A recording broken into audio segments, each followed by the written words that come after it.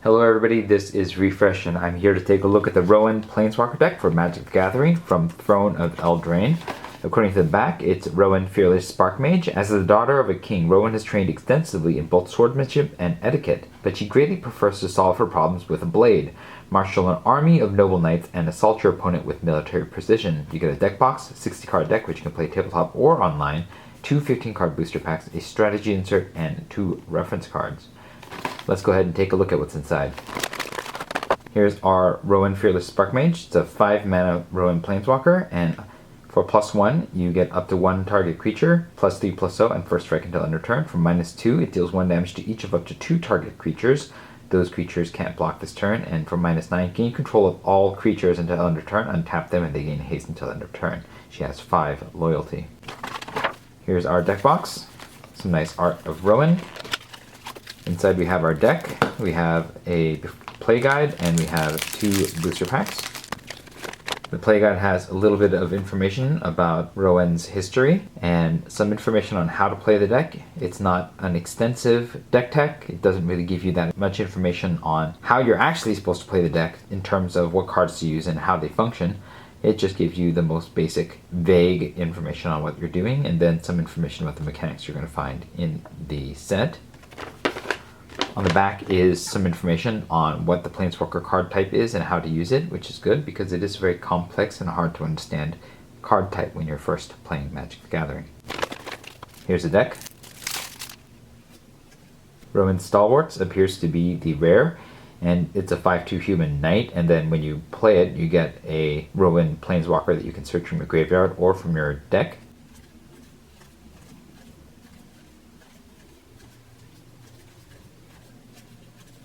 The Garrison Griffin appears to be Rowan's common. It is a 2/2 flyer griffin. Whenever it attacks, target knight you control gains flying until end of turn. Rowan's Battle Guard appears to be the uncommon for this deck, and that is a 3/3 human knight with first strike, and as long as you control a Rowan Planeswalker, it gets +3/+0. So a 3/3 first striker for 4 isn't the worst thing in the world, and every once in a while you'll get Rowan on the battlefield, and this thing will be a boss.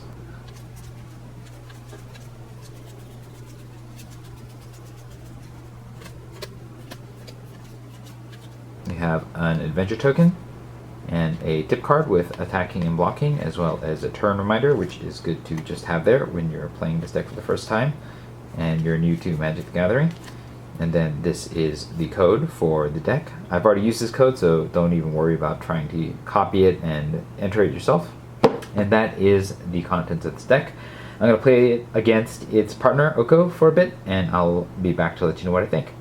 So I've had a chance to play with this deck, and I have some thoughts. The first observation is that this is basically a knight tribal aggro deck. Most of the creatures here are knights or interact with knights, and it's very aggressive with a curve that has several 1-drops, a bunch of 2 and 3s, and then it goes lighter as we get into the more costly spells. And it actually works relatively well considering that it's a Planeswalker deck. It does manage to be very aggressive and reward turning your creature sideways and going into combat. And that is amplified by Rowan Fearless Sparkmage, which wants to turn your creature sideways to go into combat. And you want to be able to finish your opponent off before they get their game plan going. Most of the deck actually works really well. There's a good amount of knight synergy, specifically with the linchpins in the Inspiring Veterans powering up all of your knights. I wish there were more of them. I would have gladly traded a Rimrock Knight or Youthful Knight, or perhaps a Knight of the Keep for more Inspiring Veterans. But that may have imbalanced this deck just because it is so relatively efficient and focused in what it's trying to do. There are some detractions with this deck, and the main places where I think the deck could be improved is, first of all, the weapon interact does not really play well with what this deck is trying to do. There is a sub-theme to equipment in Knights that you can find, and in particular there are white and red equipment in the Crystal Slipper and the Shining Armor that would both benefit this deck slightly more, and that's primarily because the Acclaimed Contender, one of the deck's rares, can reveal knights, auras, or equipments, or legendary artifacts. And amongst all of your cards, you don't have any auras, equipments, or legendary artifacts. The The weapons rack is really expensive, and it may permanently pump your creatures with +1/+1 counters, but there's no +1/+1 counter theme here to take advantage of that. And so while it may make your creatures stronger, you'd rather have another Inspiring Veteran over a weapon rack. And I think any of the equipment would do slightly better to increase the chance of your Acclaimed Contender hitting an actual knight or equipment, because it reduces these two cards to cards that could actually be used. And those cards also permanently improve one of the knights that you put it on, at least until that creature dies. And you can move it around. And so I think replacing the weapons rack with a Shining Armor and or Crystal Slippers would have been a boon to this deck that would have made this Acclaimed Contender rare feel a bit more special. Now, the other weaknesses to the deck are not that major. There is the Prized Griffin, which is a 3/4 flyer, and that's it. It doesn't have any tribal synergies, and so it would have actually been better to replace with either Ardenvale Tacticians or any of the 2-drops. Yes, it's a big body, but because it doesn't have synergy with what the deck's trying to do, it actually doesn't do that much for this deck. Most of the deck does seem to have some kind of synergy that makes it worthwhile. Those are cards that don't. The Giant Killer I give a pass to. It's a rare, and I think just the fact that it can destroy a creature with power 4 or greater makes it worthwhile, as well as starting to remove creatures. No, it doesn't benefit from any of the synergies with being knights, but it does at least provide a double removal effect in the fact that you can destroy a creature with power 4 or greater and then bring it back and start tapping down creatures so that your creatures can get through. So I think the Giant Killer makes muster, whereas the Prized Griffin could have easily been substituted for pretty much any knight, and I think the deck would have improved because of it. There are 5 removal spells here in the Scorching Dragonfires and the 2 Jousts, which are good.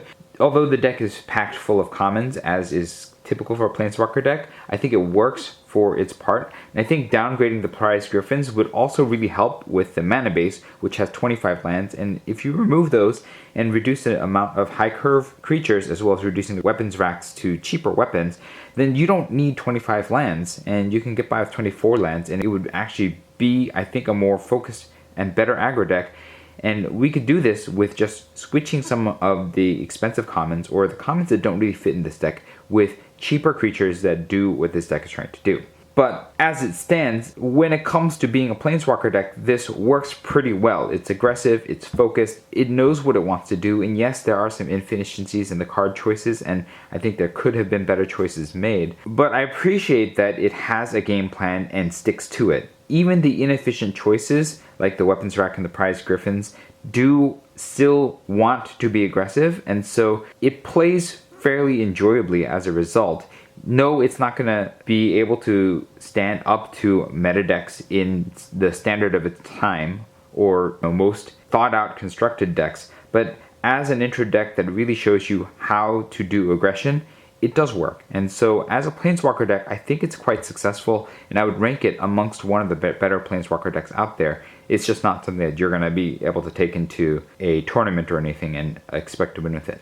But if you like aggression, if you like the theme of knights, this is a deck for you. And it's a good starting place, I think, for you to upgrade if that is what you want to do as well. And that is what my thoughts are about the Rowan Planeswalker deck from Throne of Eldraine. If you found this video helpful, hit the like button. If you'd like to see more of my videos, you can hit subscribe. This was Refresh. Thanks for watching, and I will see you next time.